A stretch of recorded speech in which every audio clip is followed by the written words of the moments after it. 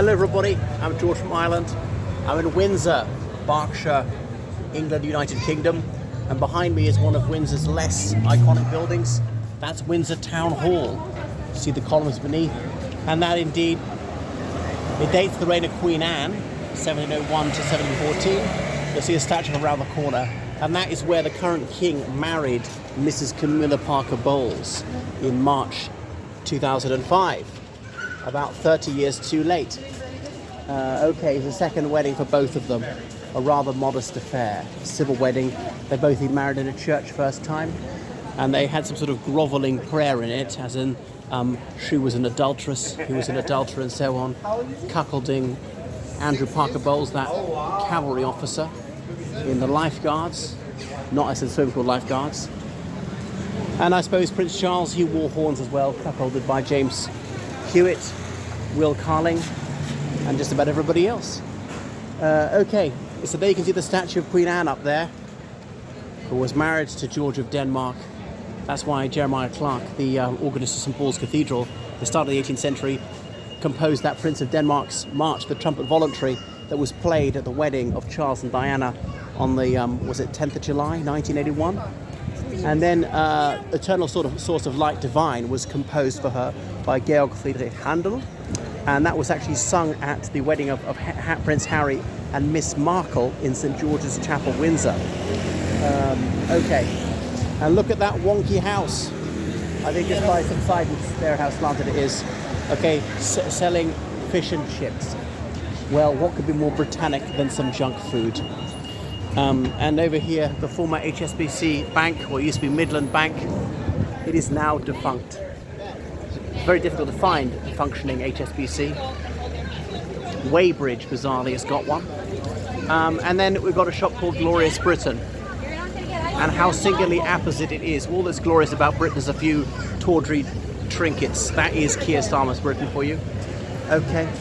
But New Windsor, as they sometimes call it, hard by Old Father Thames, is best known for its castle, supposedly a favourite castle of the House of Mountbatten Windsor.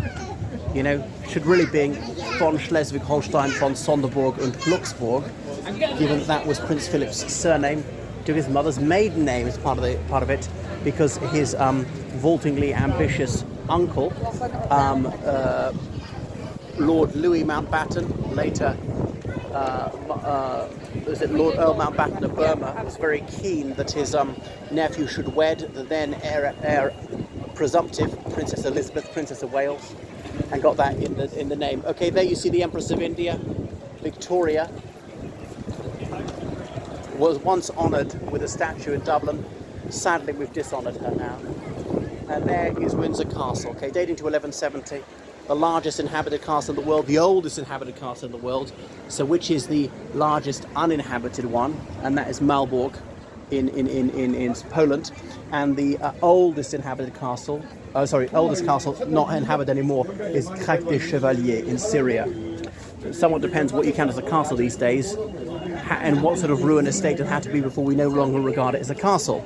If one stone stands upon another, is it still a castle? Okay, now some of this is 19th century. You can see how the stone has been extensively rebuilt, very different than this round tower, the rest of the wall. And so you can tell a lot of this is 19th century renovation, the big windows that they wouldn't have had, just the arrow slits originally. Around the other side, the windows are much, much bigger, and of course you wouldn't have those when it's used for military defence, because the enemy could shoot in them, could smash through them, could climb through them, whatever. Okay, and now I see children climbing up this little earth bank towards it, which wasn't allowed in my childhood. What else? So over 100 people live there. Many of the employees live there with their families. And look, Windsor Royal, 1897, Windsor Central Station. There's only one platform these days. It goes only to Slough. It's a monorail. You have to change at Slough and then get on the choo-choo to London Paddington, whence you can go anywhere. There's a major London railway station, or certainly serving Western England, and it's on the Tube network. You know, the London Underground comedy called The Tube. But there used to be several platforms, most of them shut down in the 60s. Thanks very much, Dr. Beeching and the Beeching Cuts. That report, Reshaping Britain's Railways, closed down the majority of the stations, although much of that was sensible given falling railway traffic. and it was loss-making. They had a paltry number of passengers some stations. Okay, so remember watching Eton Class in '91, some Etonians speaking to some local teenage girls here on one of these benches or other. Now the Duchess of Cambridge, one of the most popular royals, that is former Miss Kate Middleton. Her Royal Highness has been cancer-stricken for over a year. Now they only told us about that because they have to. It must be bad. I think, well, as opposed to good, cancer's always bad. Yeah, but there's some cancers which are little more than trivialities, which I'm told are very easily curable. You clear up in a matter of months, and they can be over, 95% sure the person's going to live. But in this case, not. They only told her because they're obliged to, because it was so bad, she's going to miss a lot of public engagements. She's 43, got 3 children, and I think it's unhealthily thin. Is it the cancer? Is it the stress? Has she got a bit of an eating disorder? Someone who's absolutely obsessive about her appearance. Okay, so Prince Vapidity Clothes Horse is not well. I do hope she recovers. She's not a bad person. Not the worst princess by a long shot. That goes to Meghan Markle by a country mile. And there used to be, is there still Athena here? Ooh. There's a schoolboy selling posters and such like here, over here. And yes, so you can buy your souvenirs. Oh, it doesn't count unless you buy a souvenir. The more money you spend, the better time you've had, by the way. Windsor Tourist Board has told me to say that. So we're going down the hill. So they plonked it on the only hill for miles and miles around. It's very flat around here, the Thames Valley. It's near where the Thames is quite narrow, easy to construct a bridge. The idea being to control the bridge. If I were them, I would have built a castle right down on, maybe a tower of the castle right down on the bridge. But obviously they didn't have me as an architect. I wonder why. Now it does look tall, and indeed it is, but it's also built on a hill, which makes it appear taller than it really is, because the Thames Valley is rather flat around here. The so-called Salt Hill in Slough is not even a hill. It's really a burial mound from prehistoric times. So there we see what it's like. And then if you look up here, you see the image of Edward the Seventh, rather corpulent, of the luxury, bon vivant, and so on. Who liked his King Edward cigars, consuming copious quantities of strong waters, and had rather louche ways with women, particularly French women. A number of mistresses, supposedly an ancestress of Camilla Parker Bowles. Supposedly that was the then Camilla Shan's opening gambit to the then Prince of Wales, that your great-grandfather and my grandmother were lovers, so how about it then? But wouldn't that make them almost cousins? All right. But anyway, they're a royal family. They like to keep it in the family. You know what they do? How they celebrate Halloween, pumpkin, just like West Virginia, really.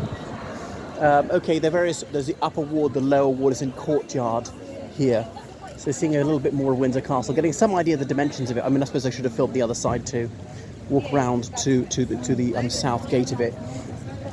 So we're on the north side of Windsor Castle, 6 miles from Ascot, and they drive to the end of the racecourse at Royal Ascot, and then they get in their horse-drawn carriages to go up the racecourse to the cheers of their adoring subjects. So cross over here.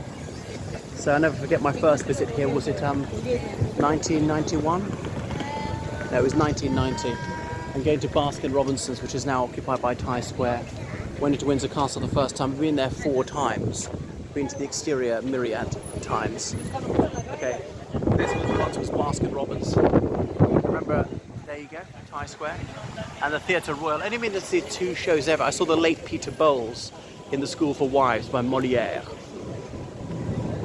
Isn't he Jean-Baptiste Poquelin, something like that?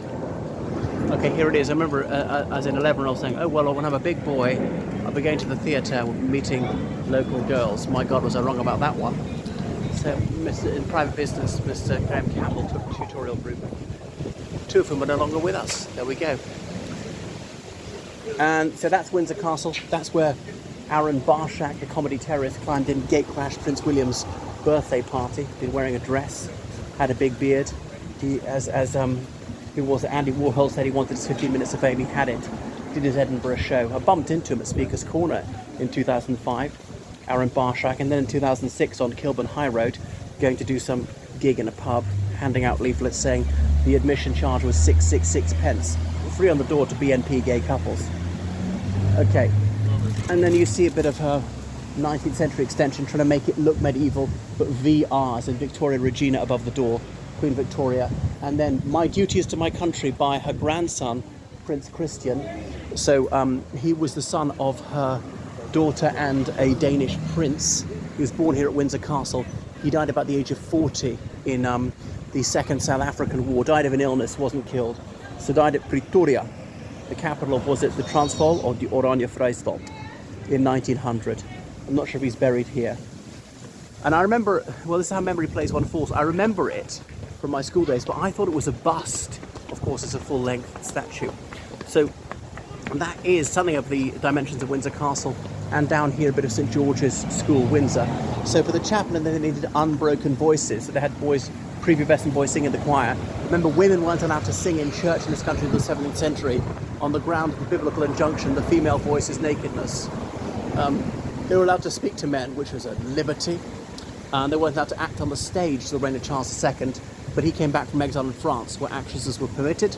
So he said, of course, they can tread the boards, this is nonsense. But anyway, that's to provide a choir for the chapel. Boys started attending the school who weren't choristers, and the school expanded, and it's been mixed for years now.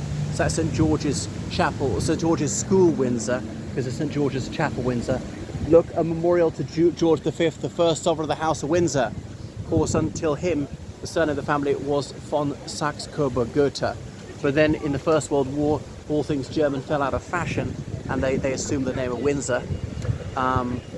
Even German shepherds started to be called Alsatians and so on. The German Ocean started to be called the North Sea. Okay, so crossover in a minute. So there you go. That is a whistle-stop tour of central Windsor. Down there is Windsor Eton Riverside Railway Station, straight to Waterloo. But quite slow, it takes about 50 minutes. That's 50 minutes. So behold, on yon hill, there lies stately Windsor Castle, where Henry VI rests forevermore in the crypt of St George's Chapel, founder of Eton, born at Windsor Castles, where he's buried there. The late Elizabeth II of happy and glorious memory, and her consort, Philip II, formerly a Prince of Greece and Denmark, Duke of Edinburgh, and quite a few other monarchs. George VI, King of Ireland, the last King of Ireland, alas and alack, the last Emperor of India, and his Queen Elizabeth. Right, thank you very much, everyone. Toodaloo. Make sure you subscribe on Patreon, donated with the greatest possible liberality on PayPal. Goodbye.